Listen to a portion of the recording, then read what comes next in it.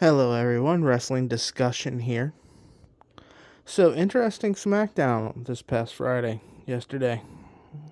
Great match between Sami Zayn and Carmelo Hayes. They had a really great match. Post match, you had the Bloodline come out and start attacking Sami Zayn. And Carmelo Hayes tried to leave, but he's been in the middle of a bit of a mini feud with Braun Strowman, and here out comes Braun Strowman carrying Carmelo Hayes. He sees the Bloodline beating down Sami Zayn, and he runs into the ring to make the save. Fights off Solo, fights off Tama Tonga, turns around. I shouldn't say turns around, but Jacob Fatu gets behind him. The crowd starts going crazy, chanting. Braun Strowman, being a really good performer, knows the crowd's cheering, knows who's standing behind him, and slowly turns around to milk it. And those two stare at each other. The crowd goes wild, and they milk the stare off, just like you're supposed to do. Wrestling 101, they milk the stare off. And this is actually interesting booking to me. I like this booking a lot. Ever since Braun Strowman's returned, he's been booked strong. They've put him with Carmelo Hayes. They gave him a win against Austin Theory last night. He's been booked strong. He's been made to look like they're bringing him up the card. And now I think we know why.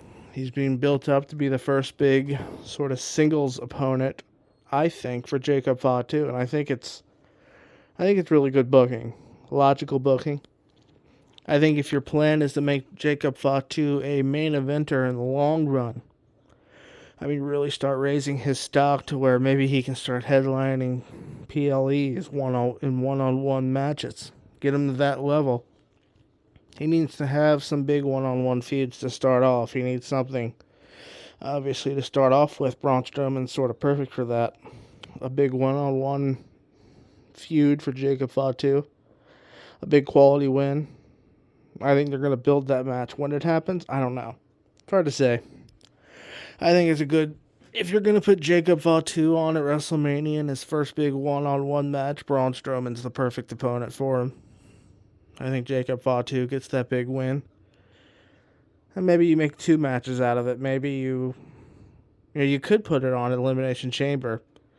Have Jacob Fatu score some kind of cheap victory and then have some sort of rematch at WrestleMania to blow it off completely where Jacob Fatu gets a much bigger, stronger win.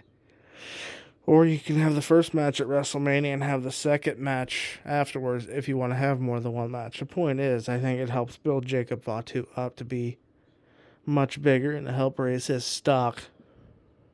I think it's interesting. Braun Strowman could be a first big win for him. Then post-Mania, you got LA Knight. You can have Andrade.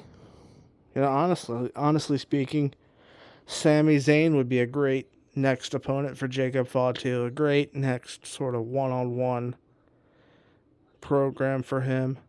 Then after that, I think he'd be ready for a singles title run with the U.S. title, I think. I think he got at least a year before fans accept him as a world title contender. Jacob Fatu. I know a lot of people may disagree with that. He's a fantastic performer, and people would look at him as world title ready now. But when it comes to big time TV, national television like this, you really sort of have to season guys. I think that's just been the way wrestling has worked for a long time. But I think Braun Strowman's perfect for that first one. And then the second one, as I said, you can go Andrade, LA Knight, Sami Zayn. Maybe even some other babyface. You'd have to look up and down that roster, I think. It's hard to say for certain. But, yeah, actually, now that I think about it, if you think about it, you got Andrade, LA Knight, Sami Zayn. Honestly, you can put either one of the Usos, Jimmy or Jay, as a one-on-one opponent for Jacob Fatu after Braun. Either one of those two would work too for the same purpose.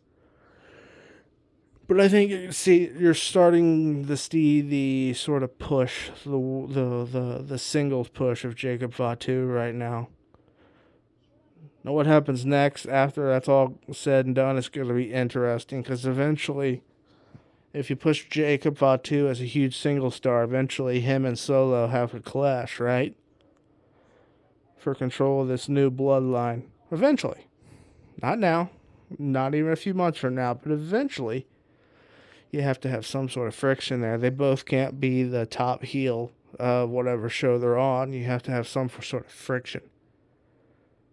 But I think the booking right now, when Triple H, Paul Levesque, that creative team knew what they were doing when they had Braun Strowman make that save and they set up that stare down. When the fans went nuts at the stare down, that told you everything you needed to know about how that would go. Classic booking 101, right? Set up some sort of stare down, set up some sort of confrontation, and see how the fans react. If the fans go crazy, you got something on your hands. Braun Strowman versus Jacob Fatu, they got something on their hands. That's all for this one, guys. Wrestling discussion out.